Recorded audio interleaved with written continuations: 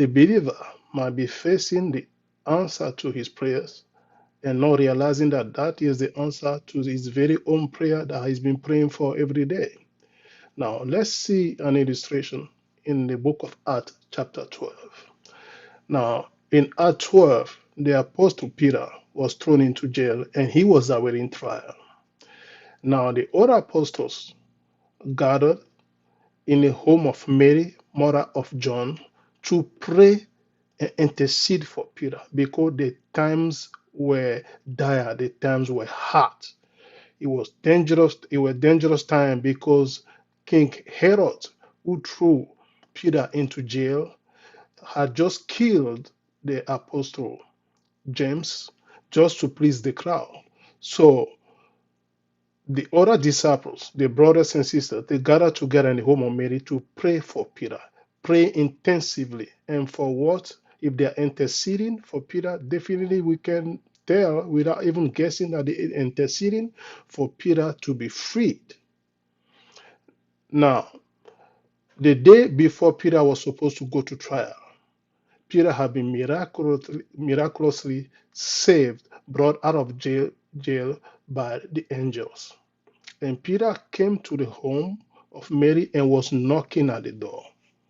When Peter was knocking at the door, the servant got to the door and recognized the voice of Peter and went to tell the other disciple that, hey, it's Peter, he's there, he's at the door.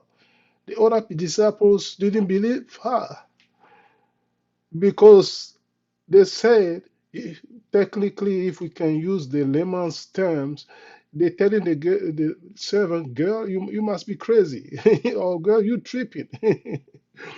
That's what verse 14 and verse 15 are telling us. When she knew Peter's voice, she opened not the gate for gladness, but ran in and told her Peter stood before the gate. And they said unto her, thou art mad, girl, you crazy.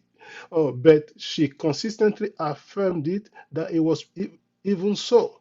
Then they said, it is his angels. So they still not believing the lady, the servant, that it is Peter at the gate. Why is that so?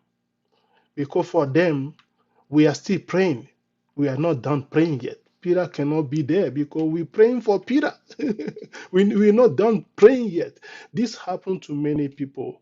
That's one point when they decree, like, I'm going to do 7 days prayer and fasting, 10 days, 12 days, and they expect the answer to the prayer to happen or to come to them at the end of the 7 days, the 10 or the 12 days, whatever periods they decreed it. God doesn't follow our timetable. The answer to your prayers doesn't have to come at the end of the time frame that you set to yourself. That's why when Daniel kneeled down and prayed, the very moment Daniel started praying, God said he already answered the prayer. God doesn't have to wait for your 12 days, your 3 days prayer and fasting before he answers your prayer. So sometimes we are in a human mode, we don't realize that God doesn't have to follow our schedule. The schedule of God was faster. For them, probably what they were expecting is Peter will be freed the following day, which will be the day of the trial.